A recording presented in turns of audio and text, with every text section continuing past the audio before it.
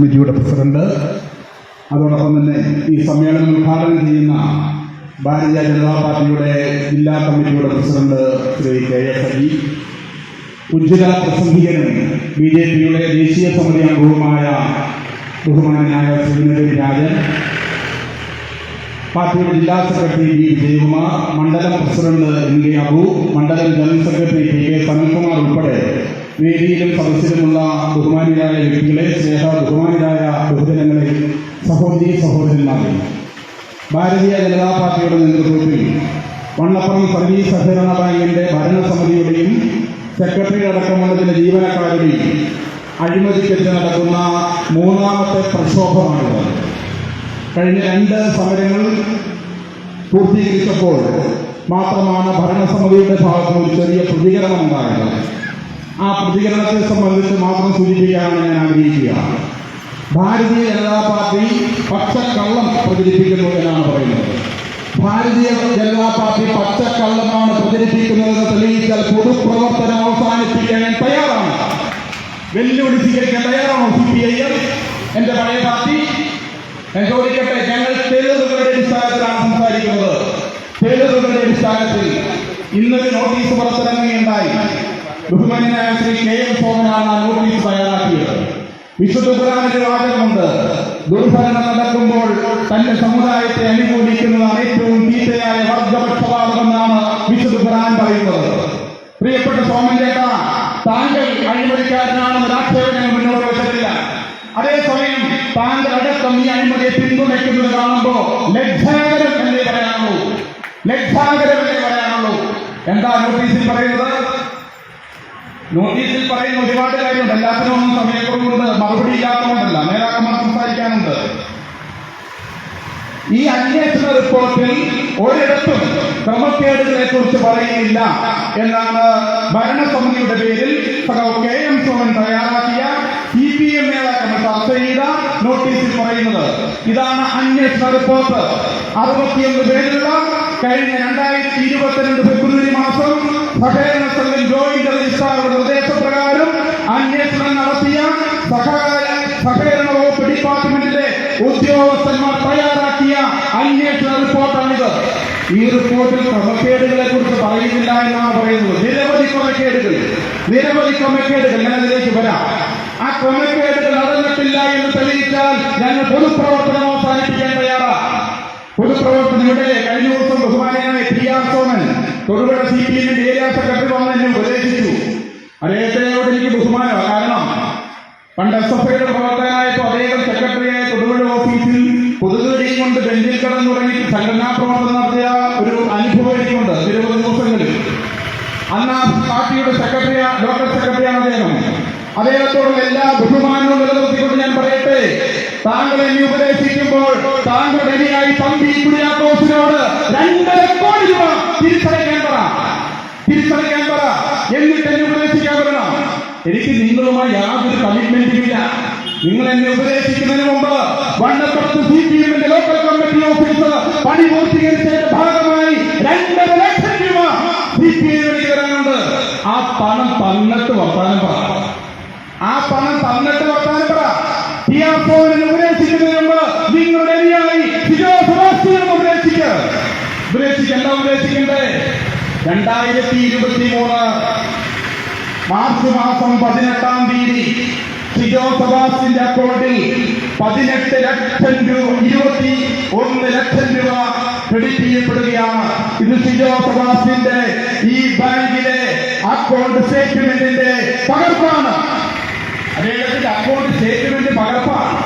13 മാസം കൊണ്ട് 85,78,180 രൂപ സിജോ സെബാസ്റ്റ്യൻ എന്ന് പറയുന്ന ഒരു ജോലിയും കൂലിയുമില്ലാത്ത CPMന്റെ ലോക്കൽ സെക്രട്ടറിയുടെ അക്കൗണ്ടിൽ 13 മാസം കൊണ്ട് 85 ലക്ഷം രൂപ എങ്ങനെ ക്രെഡിറ്റ്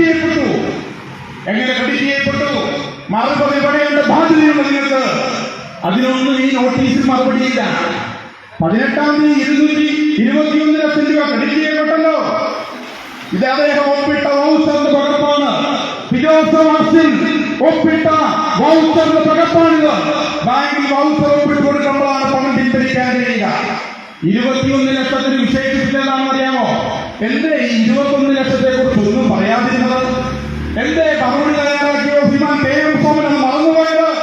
ഞങ്ങൾ എത്ര ദിവസമായി പറയുന്നു, ഞങ്ങൾ പത്രസമയം നടത്തി പറയുന്നു, ഞങ്ങൾ യോഗങ്ങൾ നടത്തി പറയുന്നു, നിങ്ങൾ 21 എന്തേ അതിനെക്കുറിച്ചൊന്നും പറയാത്തത്? നിങ്ങളുടെ ജില്ലാ സെക്രട്ടറി ജനുവരിയിൽ ഇവിടെ വന്ന് ആ 21 ലക്ഷം രൂപ ബാങ്ക് തിരിച്ചറിയാമെന്ന് പറഞ്ഞില്ലേ? പറഞ്ഞതാണല്ലോ. അടച്ചില്ലല്ലോ. ക്രൈസിസ് മാനേജ്മെന്റ് എക്സ്പെൻസ് എന്നാണ് ഹെഡ്. അങ്ങനെ ഒരു ഹെഡ് ഇല്ല.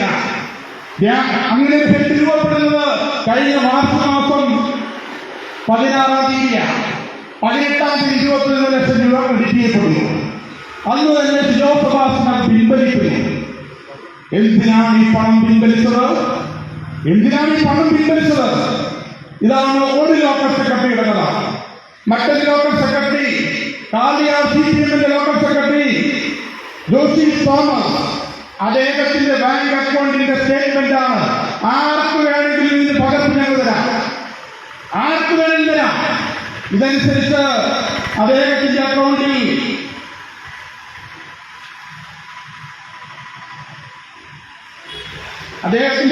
ക്രെഡിറ്റ് ചെയ്യപ്പെട്ട തുകയെന്ന് പറയുന്നത് 88,71,335 രൂപയാണ്. അതുമാത്രമല്ല, അതിന് തൊട്ട് തലേവർഷം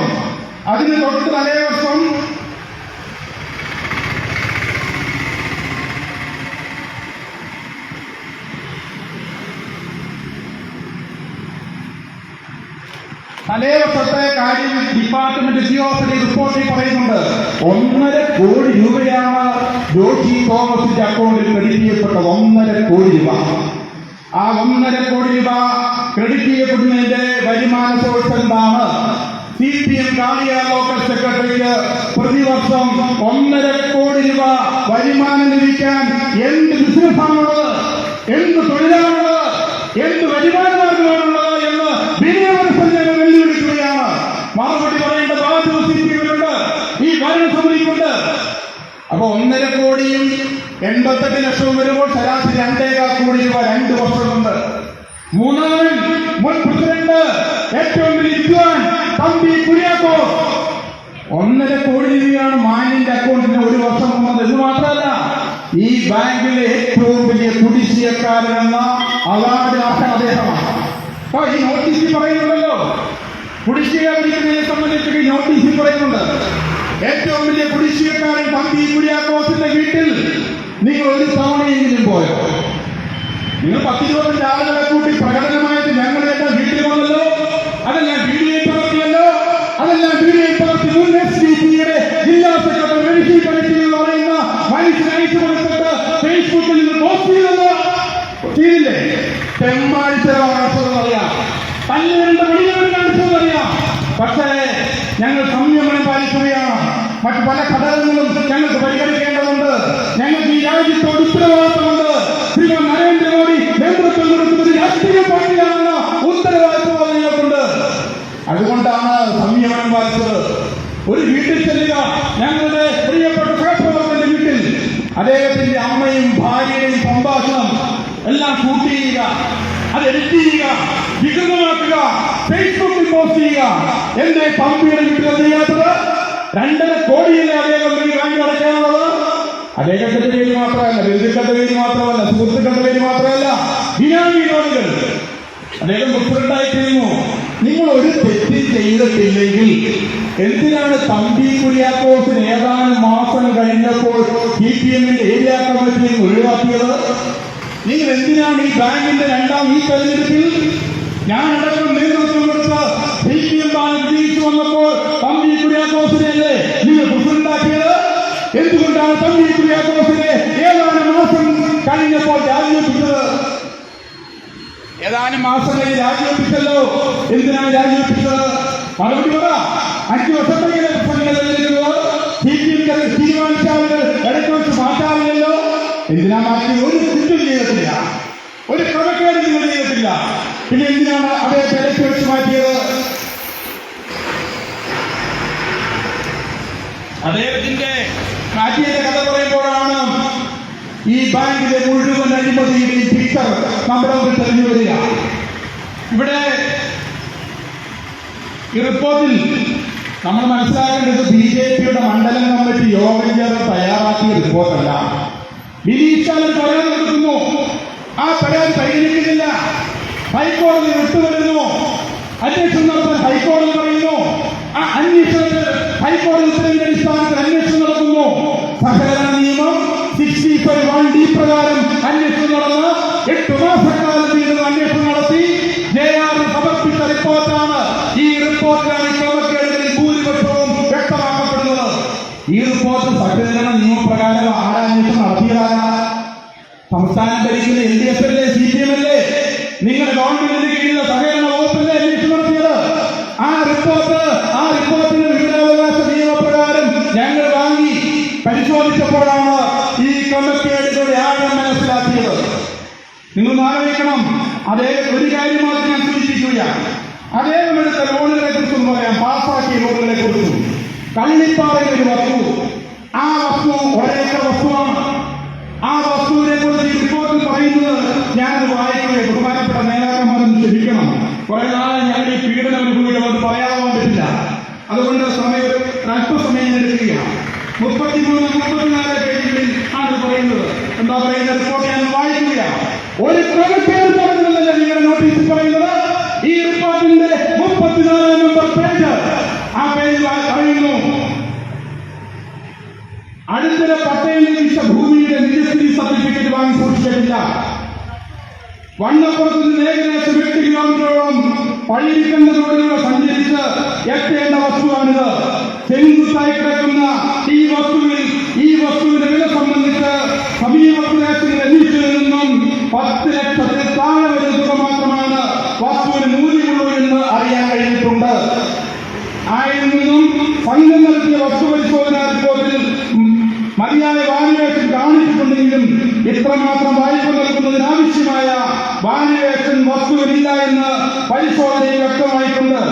ആയതിനാൽ ഈ വായ്പ നൽകിയതിൽ സംഘത്തിന് നഷ്ടമുണ്ടായിട്ടുണ്ട്. 10 ലക്ഷം രൂപ കൊടുത്താൽ വില കിട്ടുന്ന ഒരു വസ്തുവിന് സെക്രട്ടറി ശ്രീമതി രേഷ്മ 80 ലക്ഷം രൂപ 8 ഇരട്ടി വാല്യുവേഷൻ ഇടുന്നു. 8 ഇരട്ടി വാല്യുവേഷൻ രേഷ്മയെ പ്രേരിപ്പിച്ച ഘടകമല്ല. എന്താണ് ഘടകം? 8 ലക്ഷം രൂപ 80 ലക്ഷം രൂപ വാല്യുവേഷൻ, 40 ലക്ഷം രൂപ ലോൺ കൊടുക്കുന്നു. 10 ലക്ഷം രൂപ മാത്രം വിറ്റാൻ കിട്ടുന്ന വസ്തുവിന് സാധാരണഗതിയിൽ 5 ലക്ഷം വാല്യുവേഷൻ ഇടൂ. 5 ലക്ഷം മാത്രം വാല്യുവേഷനാവുന്ന വസ്തുവിനാണ് 80 ലക്ഷം രൂപ വാല്യുവേഷൻ ഇട്ട് 40 ലക്ഷം രൂപ ലോൺ കൊടുക്കുന്നത്. കൊടുത്ത 2 ആളുകൾ, വായ്പക്കാരായ 2 ആളുകളുടെ പേര് ഞാനെന്ന് പറയാം. ഇത് ഈ അപേക്ഷകനുമായി ബന്ധമില്ലാത്ത മുണ്ടരിങ്ങാട് CPMന്റെ ലോക്കൽ സെക്രട്ടറി BJ ജോമോന്റെ പേരിൽ 10 ലക്ഷം, വണ്ണപ്പുറത്തെ ചുമട്ടുതൊഴിലാളിയായ കാരാമോ സജി എന്ന് പറയുന്ന സജി ജോണിന്റെ പേരിൽ 10 ലക്ഷം, പിന്നെ വീട്ടിലെ 2 അംഗങ്ങളുടെ പേരിൽ 20 ലക്ഷം. അങ്ങനെയാണ് 40 ലക്ഷം കൊടുത്തത്. ഈ വായ്പക്കാരനുമായി ഒരു ബന്ധവുമില്ലാത്ത CPM നേതാവിനും CPM പാർട്ടി മെമ്പറും എന്തിനു വേണ്ടിയാണ് വായ്പക്കാരായി മാറിയത്? ചിത്രം വ്യക്തമല്ലേ? ഇത് ഈ റിപ്പോർട്ടിൽ പറയുന്നതാണ്. ഒരു ക്രമക്കേടും പറയുന്നില്ല എന്ന് നിങ്ങൾ നോട്ടീസിൽ പറയുമ്പോൾ വ്യക്തമായി റിപ്പോർട്ടിൽ പറയുക. അപ്പൊ ഇത് പറഞ്ഞ BJPക്കാരാണ് തെറ്റുക.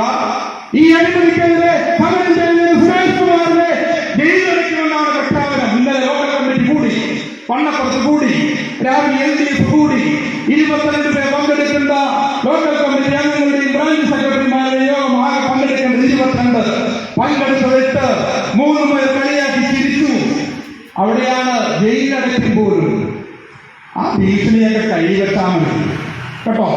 ആ ഭീഷണിയൊക്കെ കൈവെട്ടാൽ മതി. ഈ അഴിമതി വിരുദ്ധ പോരാട്ടത്തിന്റെ പേരിൽ ജയിലിൽ പോകേണ്ടി വന്നാൽ ജയിലിൽ പോകാൻ ഞാൻ തയ്യാറാ. സന്തോഷത്തോടെ ഇരിക്കൂ. ഈ അഴിമതി വിരുദ്ധ പോരാട്ടത്തിന്റെ പേരിൽ പോകേണ്ടി വന്നാൽ പോവുക തന്നെ ചെയ്യും. ജയിലിൽ പോയി കിടന്നാലും ഈ അഴിമതിക്കാരെ ജനങ്ങളുടെ മുമ്പ് വെളിച്ചത്ത് കൊണ്ടുവരും. മുഴുവൻ പണവും ഈ സ്ഥാപനത്തിലേക്ക് തിരിച്ചടപ്പിക്കുക തന്നെ ചെയ്യും. പറയുന്നത് ഭാരതീയ ജനതാ പാർട്ടിയാണ്. ഒരു നല്ല പ്രായം മുഴുവൻ ഞാൻ ഈ പാർട്ടി ഒരുപാട് എതിർക്കുക. ഈ മുഖ്യപ്രഭാഷണം നടത്തുന്ന ബഹുമാന്യനായ ശ്രീനഗർ രാജൻ ഈ ഭാരതീയ ജനതാ പാർട്ടി ഒരുപാട് എതിർക്കുക.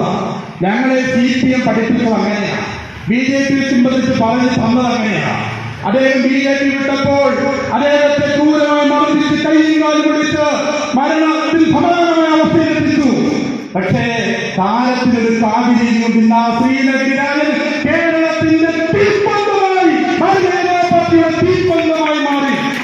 അത് കാലത്തിന്റെ കാവ്യരീതിയാണ്. അത് കാലത്തിന്റെ കാവ്യരീതിയാണ്. ഒരുപാട് അഴിമതികളെ കുറിച്ച് പറയാനുണ്ട്. ഇവിടെ ആ നോട്ടീസിൽ പറയും നല്ല CPM പുറത്താക്കിയുണ്ട്. ഈ നാട്ടിൽ ജനങ്ങൾക്കറിയാം. നമ്മുടെ KS വിജയനും NK അഭിഷേകനും അടക്കമുള്ളവർ പങ്കെടുത്ത പത്രസമ്മേളനത്തിലാണ് CPM-ൽ നിന്ന് ഞാൻ പരസ്യമായി രാജ്യപ്രഖ്യാപനം നടത്തുന്നത്. 2023 ജനുവരി മാസം 23-ാം തീയതി തൊടുപുഴയിൽ എന്ന പ്രസ് ക്ലബ്ബിൽ പരസ്യമായിട്ടാണ് ഞാൻ CPM-ൽ രാജിവെക്കുന്നതായി പ്രഖ്യാപിച്ചത്. പ്രിയപ്പെട്ട സോമൻചേട്ട, നോട്ടീസ് തയ്യാറാക്കുമ്പോൾ സാമാന്യ ബോധം വേണ്ടേ?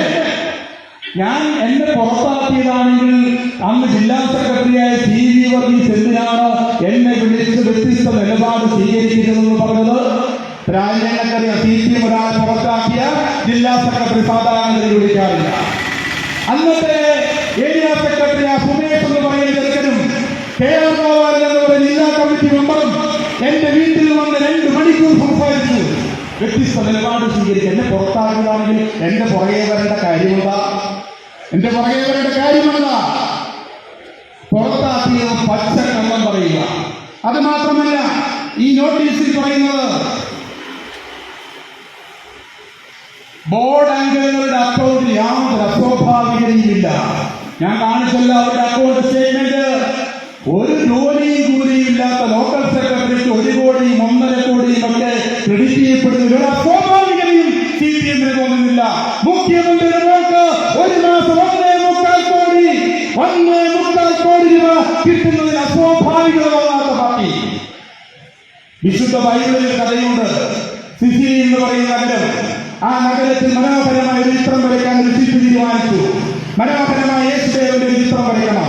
അതിനുപറ്റി മുഖമന്വേഷിച്ചുകൊണ്ട് ശില്പി നടക്കുകയാണ്. അവസാനം ഒരു ചേരിയിൽ നിന്ന് 12 വയസ്സുള്ള ഒരു ബാലനെ കണ്ടെത്തി. ആ ബാലന്റെ മുഖത്ത് നോക്കിക്കൊണ്ട് യേശുദേവന്റെ മനോഹരമായ ചിത്രം വരച്ചു. മനോഹരമായ ചിത്രം. വർഷങ്ങൾ കഴിഞ്ഞു. ശില്പിക്ക് യൂദാസിന്റെ ചിത്രം വരയ്ക്കാൻ നോക്കിച്ചു.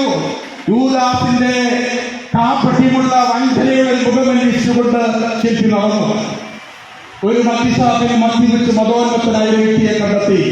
യൂദാസിന്റെ മുഖത്തെ വഞ്ചനയും കാപ്പട്ടിയുമുള്ള മനുഷ്യന്റെ മുഖമായിരുന്നു ആ ശില്പി കണ്ടെത്തിയത്. അയാളുടെ മുഖത്ത് നോക്കിക്കൊണ്ട് യൂദാസിന്റെ ചിത്രവും വരച്ചു. അവസാനം വര പൂർത്തിയായപ്പോൾ വരയ്ക്കാൻ നിന്നുകൊടുത്ത മനുഷ്യൻ ഹൃദയം പൊട്ടി കരയുന്ന കാഴ്ചയാണ് ശില്പി കണ്ടത്. അല്ലയോ മനുഷ്യ, നിങ്ങൾ എന്തിനാണ് കരയുന്നത് എന്ന് ശില്പി ചോദിച്ചു. ആ മനുഷ്യൻ പറഞ്ഞ മറുപടി ഹൃദയഭേദകമായിരുന്നു. യേശുദേവന്റെ പടം വരയ്ക്കാൻ 12 വയസ്സുകാരൻ ബാലനായി താങ്കൾ എന്റെ മുഖത്ത് നോക്കിയാണ് ഈ ചിത്രം വരച്ചത്. യൂദാസിന്റെ ചിത്രം വരയ്ക്കാനും അതേ ഞാൻ തന്നെയാണ് ഇതിന് വരുന്നത്. എന്റെ മാറ്റത്തെ കുറിച്ചാണ് ഞാൻ പറഞ്ഞത്. ഞാൻ കരയുന്നത്, ഞാൻ വേദനിക്കുന്നത് എന്നാണ് പറഞ്ഞത്. ഒരു വലിയ ഐഡിയോളജി ജനങ്ങളുടെ മുമ്പിൽ വെച്ച് EMS-നെ പോലെ AKG-യെ പോലെയുള്ള മഹാരഥന്മാരുടെ പാർട്ടി എന്ന യൂദാസിനെ പോലെ വഞ്ചനയും കാപട്യവും അഴിമതി വീരന്മാരുടെയും കൈകളിലേക്ക് എത്തപ്പെട്ട നിർഭാഗ്യമായ കാഴ്ച ത്രിപുര ഇവിടെ ആവർത്തിക്കും. കേരളത്തിൽ, പശ്ചിമ ബംഗാളിൽ, കേരളത്തിൽ ആവർത്തിക്കും. ഈ പാർട്ടി കേരളത്തിൽ പറയപ്പെടുന്നതിനെയും യാതൊരു സംശയവുമില്ല. അതുകൊണ്ട് മറ്റൊരുപാട് അഴിമതികളുണ്ട്. സമയക്കുറവുകൊണ്ട് ഞാൻ പോകുന്നില്ലെങ്കിലും 1-2 കാര്യങ്ങളെ സൂചിപ്പിക്കുകയാണ്. ഇവിടെ നടന്ന പർച്ചേസിംഗ്, നിരവധി പർച്ചേസിംഗുകളാണ് ഇവിടെ വണ്ണപ്പുറത്ത് ക്രമവിരുദ്ധമായി നടന്നു. ഒരു കാര്യം നടന്നില്ലെന്നാണ് പറയുന്നത്. പൊതുയോഗങ്ങൾ നടക്കാറില്ല. ഇപ്പൊ കഴിഞ്ഞ ദിവസം പൊതുയോഗം തന്നെയാണ് CPM-ന്റെ ജനറൽ ബോർഡ് നടത്തുന്ന ലാഘവത്തോടെയാണ് പൊതുയോഗം നടത്തിയത്. പത്രത്തിൽ വാർത്തയില്ല, നോട്ടീസില്ല, അറിയിപ്പില്ല. ഏതാനും CPM പ്രവർത്തകരെ വിളിച്ചാൽ പൊതുയോഗമാണ് ഇതിലൂടെ നടത്തുക. അതോടൊപ്പം തന്നെ മറ്റൊരു അഴിമതി നടന്നു പച്ചക്കറി കൃഷിയിലാണ്. അതിന്റെ മൗസന്റെ കോപ്പി ഞങ്ങളുടെ കയ്യിലുണ്ട്. നിയമവുമായി ബന്ധപ്പെട്ട പ്രശ്നമുള്ളത് കൊണ്ടാണ് ഇപ്പൊ പരസ്യപ്പെടുത്താത്തത്. പഴയ CPM-ന്റെ നേതാവ് ജോസാണ് അവസാനത്തെ മൗസർ ഉൾപ്പെട്ടിട്ടുള്ളത്. തുക 2 ലക്ഷം രൂപ. 15 ലക്ഷങ്ങളുണ്ട്. എന്താ കാര്യം? ബാങ്കിന്റെ നേതൃത്വത്തിൽ പച്ചക്കറി കൃഷി നടത്താൻ തീരുമാനിക്കുന്നു. ആ കൃഷി നടത്താൻ ലക്ഷക്കണക്കിന് രൂപ എഴുതിയെടുക്കുന്നു. ലക്ഷക്കണക്കിന് രൂപ എഴുതിയെടുത്തിട്ട് ഒരു കാന്താരം നഷ്ടമില്ല. വെല്ലുവിളിക്കുന്നു CPM-നെ. നിഷേധിക്കാമോ? നിങ്ങൾ എന്താണ് ഇത് ഞങ്ങളിലേക്ക് ഒരു കാര്യത്തിന് മറുപടി പറയാതെ പോകുന്നത്? കുത്തി ഞങ്ങൾ ചോദിക്കുമല്ലേ? പത്രസമ്മേളനം നടത്തിയല്ലോ, നിരവധി യോഗങ്ങൾ നടത്തിയല്ലോ, ഫേസ്ബുക്ക് ലൈവുകൾ വിട്ടല്ലോ, ലെജിലേഷൻ ഇറക്കിയല്ലോ. നിങ്ങൾ അഴിമതിക്കാരാണ്, നിങ്ങൾ അഴിമതിക്കാരാണ്, ബാങ്ക് കൊള്ളയടിച്ചവരാണ് എന്ന് നിരന്തരം നിങ്ങൾ പറയുകയാണല്ലോ. എന്തേ നിങ്ങൾ പ്രതികരിക്കാത്തത്? എന്തേ നിങ്ങൾ ശരിയല്ല എന്ന് ആഗ്രഹത്തോടെ പറയാനുള്ള തന്റെ കാണിക്കാത്തത് എന്തുകൊണ്ടാണ്? തന്റെ കാണിക്കാത്തത് ഞങ്ങൾ പറയുന്നതെല്ലാം തെളിവുകളുടെ അടിസ്ഥാനത്തിലാണ്. ബാങ്കിന്റെ സ്റ്റേറ്റ്മെന്റ് എന്റെ കയ്യിൽ കിട്ടുമെന്ന് പാവങ്ങൾ വിചാരിച്ചില്ലല്ലോ. വൗച്ചറിന്റെ പകർപ്പ് എന്റെ കയ്യിൽ കിട്ടുമെന്ന് വിചാരിച്ചില്ലല്ലോ. മറ്റ് വിവരാവകാശ നിയമവുമായി ബന്ധപ്പെട്ട് അത് ഉപയോഗപ്പെടുത്തി ഞങ്ങൾ ഒരുപാട് വിവരങ്ങൾ ശേഖരിച്ചു. 7 ഭരണസമിതി അംഗങ്ങൾക്ക് കുടിശ്ശികയുണ്ടെങ്കിൽ ബോർഡിൽ തുടരാൻ അധികാരമില്ല. കുടിശ്ശികയുള്ള 7 ഭരണസമിതി അംഗങ്ങളുണ്ട്. ഭരണസ്വാധീനത്തിന്റെ മറവിൽ ജനാധിപത്യത്തെ കുറിച്ച് വാദവരാതെ സംസാരിക്കുന്ന CPM-ന് എന്തെങ്കിലും താല്പര്യമുണ്ടോ? ഭരണസമിതി അംഗങ്ങൾക്ക് ജാമ്യ വായ്പാ കുടിശ്ശികയുണ്ടെങ്കിൽ ആ സ്ഥാനത്ത് തുടരാൻ അർഹതയില്ല. നിങ്ങൾക്ക് ജനാധിപത്യം ബാധകമല്ലേ? നിങ്ങൾക്ക് രാജ്യത്തെ നിയമം ബാധകമല്ലേ? നിങ്ങൾക്ക് ബാങ്കിന്റെ തൈലോ ബാധകമല്ലേ? എല്ലാ നിയമവിരുദ്ധ പ്രവർത്തനങ്ങളുടെയും കേന്ദ്രമായി വണ്ണപ്പുറം സർവീസ് സഹകരണമായി മാറി. ഞാൻ ആ ബാങ്കിന്റെ ഭരണസമിതിയിൽ 5 വർഷം ഇരുന്നതാണ്. 7 വർഷം ലീഗൽ അഡ്വൈസറായിരുന്നതാണ്. ആ സ്ഥാപനത്തിൽ ഇങ്ങനെ ആയിരുന്നില്ല. ജനങ്ങളുടെ വികാരപരമായ സമീപനം ഉണ്ടായിരുന്നു. സ്ഥാപനത്തോട് വണ്ണപ്പുറക്കാർക്ക് വണ്ണപ്പുറം സർവീസ് സഹകരണമായി എന്ന് പറയുന്നത് ഒരു വികാരമായിരുന്നു, വൈകാരികമായ അടുപ്പമുണ്ടായിരുന്നു. എന്താണ് സ്ഥിതി? വലിയ അഴിമതിയുടെ കൂട്ടരങ്ങായി മാറി. അതോടൊപ്പം തന്നെ മറ്റൊരു വലിയ തട്ടിപ്പ്. 28 ജയന്തിയുടെ ലിസ്റ്റാണ് എന്റെ കൈവശം.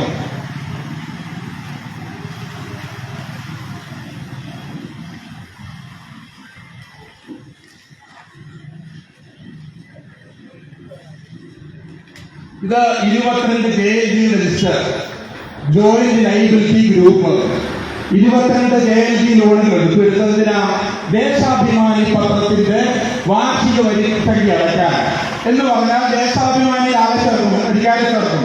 ഇപ്പോഴത്തെ ജില്ലാ സെക്രട്ടറിയുടെ ഒരു ബിസിനസ് സ്ട്രാറ്റജിയായിരുന്നു. അവർക്ക് സ്വാധീനമുള്ള ഭരണമുള്ള ബാങ്കുകളിൽ നിന്ന് 3-4 CPM വിഭാഗങ്ങൾ വെച്ച് ജയന്തി ലോണുകൾ പാസ്സാക്കുക. എന്നിട്ട് പത്രം ചേർക്കും. ആളുകളെ ചേർക്കപ്പെടുന്ന ആളുകൾ മാസം പൈസ കൊടുത്താൽ മതി. ആദ്യം പൈസ അഡ്വാൻസ് ബാങ്കിൽ നിന്ന് ലോണായി എടുത്തു കൊടുക്കും. ഇതാണ് നിയമവിരുദ്ധമായി ചെയ്യാൻ പാടില്ലാത്തതാണ്. ഇവിടെ എന്ത് ചെയ്തു? ജില്ലാ സെക്രട്ടറിയേക്കാൾ വലിയ കള്ളനായ വണ്ണപ്പുറത്ത് CPM നേതാക്കന്മാർ എന്ത് ചെയ്തു? 22 ജയന്തി ഉണ്ടാക്കി. 98 ലക്ഷം രൂപ 22 ജയന്തി. ആ ജയന്തിയുടെ പേര് എടുത്ത എമൗണ്ട്, ലോണെടുത്ത തീയതി, കുടിശ്ശികയായ തീയതി, ജയന്തിയുടെ പ്രസിഡന്റ് സെക്രട്ടറിയുടെ പേര് വിവരമാണ്. അതിന്റെ ബാങ്കിലെ രജിസ്റ്ററിന്റെ പകർപ്പാണ്. നിഷേധിക്കാമോ? 98 ലക്ഷം രൂപ. ഞാൻ കണക്ക് കൂട്ടിയപ്പോ 98 ലക്ഷം ഉണ്ടെങ്കിൽ 3500 ദേശാഭിമാനി വാർഷിക വരിക്കാർ വണ്ണപ്പുറത്തുണ്ടാവണം. 100 താഴെ ഉള്ളൂ നിലവിൽ. ബാക്കി പണയോടെ ഈ 98 ലക്ഷം രൂപ ആര് കൊണ്ടുപോയി? ഇതിലെ പല ആളുകളും നമ്മുടെ സ്നേഹിതന്മാർ അവിടെ ചോദിച്ചപ്പോ അവരൊന്നും പൈസ കിട്ടിയവരല്ല. അപ്പൊ ഈ 98 ലക്ഷം രൂപ ദേശാഭിമാനി പത്രത്തിനെന്ന പേരിൽ 22 ജയന്തി ഉണ്ടാക്കി അടിച്ചു മാറ്റിയാൽ മറുപടി പറയേണ്ടി വരും. ഒരു തർക്കവുമില്ല. എന്നിട്ട് ന്യായം പറയുക, എന്നിട്ട് അഴിമതിക്കെതിരെ തീരുമാനം എടുക്കുക. അതിന് KM പോലെ ഞങ്ങളൊക്കെ ബഹുമാനിക്കുന്ന ഒരു മനുഷ്യൻ നിന്നുകൊടുക്കുക. ഞാൻ പാർട്ടിമായി പൊതുയോഗത്തിനുൾപ്പെടെ അദ്ദേഹത്തിനെതിരെ പരാമർശം നടത്തിയാറല്ല. ഈ അഴിമതി തലയിൽ നിന്നുകൊടുക്കുന്നത് വലിയ കഷ്ടമാണ്. ഒരു ജന്മം മുഴുവൻ പൊതുപ്രവർത്തകനായി നിന്ന അങ്ങനെയും ഞങ്ങൾ പ്രതീക്ഷിക്കുന്നില്ല. നിങ്ങൾ അഴിമതി നടത്തിയിട്ടില്ല എന്ന്, നിങ്ങൾ പണം ദുർവിനിയോഗം ചെയ്തിട്ടില്ല എന്ന്, നിങ്ങൾ വളരെ സത്യസന്ധമായാണ് പ്രവർത്തിച്ചത് എന്ന് തെളിയിച്ചാൽ നിങ്ങൾക്ക് സുരേഷ് കുമാർ അടിമപ്പെടുക. ഒരു തർക്കമില്ല. വളരെ ആഗ്രഹത്തോടെയാണ് ഞാൻ പറയുന്നത്. കൃത്യമായ കാര്യം എനിക്കറിയാവുന്നതുകൊണ്ട് അതുകൊണ്ട് വരട്ടതൊന്നും ഞങ്ങളുടെ നേരെ വേണ്ട. ഈ അഴിമതി ഞങ്ങളുടെ പ്രവർത്തകരുടെ നേരെയല്ല, ആൾക്കൂട്ടങ്ങൾക്കെതിരെ. എന്റെ വീട്ടിലാദ്യം വന്നേ. അതുകൊണ്ട് പറഞ്ഞ് അവസാനിപ്പിക്കുക. ഒരു 8-ാം തീയതി ബാങ്ക് അവധിയാണ്. അന്ന് 9:30 എക്കോയിൽ ബാങ്കിന് മുഴുവൻ സ്റ്റാഫും കൂടി. അതിൽ ആൻഡ്രോയും ഉണ്ട്. പുള്ളിക്കാരൻ വലിയ വിഷമം. അയാൾ ബാങ്കിലെ സ്ഥിര ജീവനക്കാരായിരുന്നു. പെൻഷൻ പറ്റി പോയതാ. പെൻഷൻ പറ്റി പോയാൽ ബാങ്കിൽ എടുക്കാൻ പാടില്ലാത്തതാ. അയാളെ തിരിച്ചെടുത്തു. 700 പ്രതി ദിനം കൊടുത്തില്ല. എങ്ങനെ കൊടുക്കുന്ന വേറെ അക്കൗണ്ടിൽ ചെലവിൽ എടുത്താണ് കൊടുക്കുന്നത്.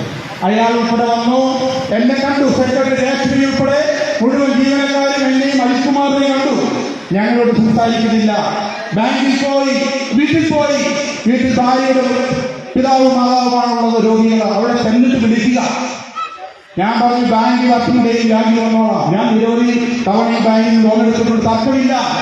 ആ നിരവധി തവണ ലോൺ എടുക്കുകയും അടയ്ക്കുകയും ചെയ്തിട്ടുണ്ട്. എന്ന് മാത്രമല്ല, നിലവിൽ ഇവിടെ നോട്ടീസിൽ പറയുന്നത് ഞാൻ 41 ലക്ഷം രൂപ വായ്പയെടുത്തു എന്നാണ്. 41 ലക്ഷം രൂപ ഞാൻ വായ്പയെടുത്തെന്ന് തെളിയിച്ചാൽ നിങ്ങൾ പറയുന്ന പണി ഞാൻ ചെയ്യാം. ഞാൻ എന്റെ വീട് വാങ്ങുന്നതുമായി ബന്ധപ്പെട്ട് CPM ഏരിയ കമ്മിറ്റി മെമ്പറായിരുന്നു. പാർട്ടിയോട് അനുവാദം ചോദിച്ചു. അനുവാദത്തോടെ 25 ലക്ഷം രൂപ വായ്പയെടുത്തിട്ടുണ്ട്. ആ വായ്പ അടയ്ക്കാൻ കുറച്ച് പണം സസ്പെൻസ് അക്കൗണ്ടിൽ ഇട്ടിട്ടുണ്ട്. എന്റെ ഭാര്യ വിദേശത്താണ്. ഭാര്യകൾ വന്നാലേ ലോൺ പുതുക്കാൻ കഴിയൂ. അതുകൊണ്ട് സസ്പെൻസ് അക്കൗണ്ടിൽ പണം ഇട്ടു. ഞാൻ എടുത്ത വായ്പ അടയ്ക്കാൻ എനിക്ക് ഒരു വിഷമവുമില്ല. അഴിമതിയെ കുറിച്ച് പറയുമ്പോൾ കുടിശ്ശിയെ കുറിച്ച് പറയുക. രേഖാനാമ ലേഖനം ചോദിച്ചു പത്രസമ്മേളനത്തിൽ പയർത്ത് കൊടുക്കേണ്ടി വന്നു.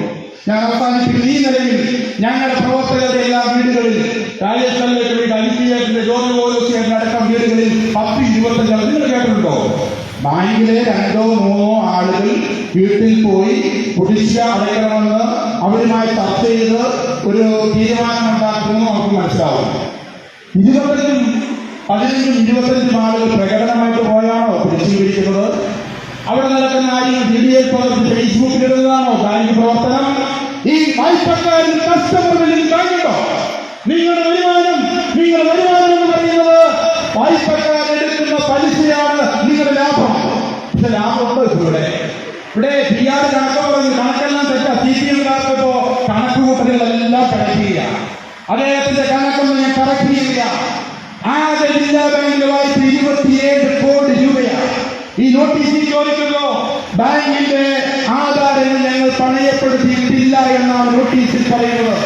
എങ്കിൽ ഞാൻ വെല്ലുവിളിക്കുന്നു, CPM-നെ ഭരണസമിതിയെ വെല്ലുവിളിക്കുന്നു.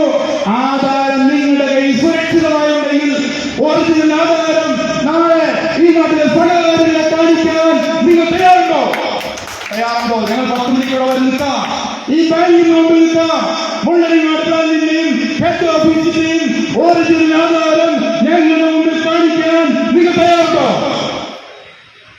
തയ്യാറുണ്ടോ? ജില്ലാ ബാങ്കിൽ എത്തിയ പണയം 27 കോടി രൂപ. മാസം 5 കോടി രൂപ എടുത്തു. ഇനി കൊടുക്കില്ല എന്ന് ജില്ലാ ബാങ്ക് പറഞ്ഞിരിക്കുക. ആ പണമെല്ലാം തീർത്തു. നിർമ്മാണ പ്രവർത്തനങ്ങളുടെ അഴിമതി, ലാബിന്റെ ഫർണിഷിംഗിന്റെ അഴിമതി, നീതി മെഡിക്കൽ സ്റ്റോറിന്റെ ഫർണിഷിംഗിന്റെ അഴിമതി, കാലിയാർ ബ്രാഞ്ചിന്റെ നിർമ്മാണത്തിന്റെ അഴിമതി, ഉപകരണങ്ങൾ വാങ്ങിയതിന്റെ അഴിമതി, അതോടൊപ്പം തന്നെ കോൺഫറൻസ് ഹാളിന്റെ നവീകരണത്തിന്റെ അഴിമതി.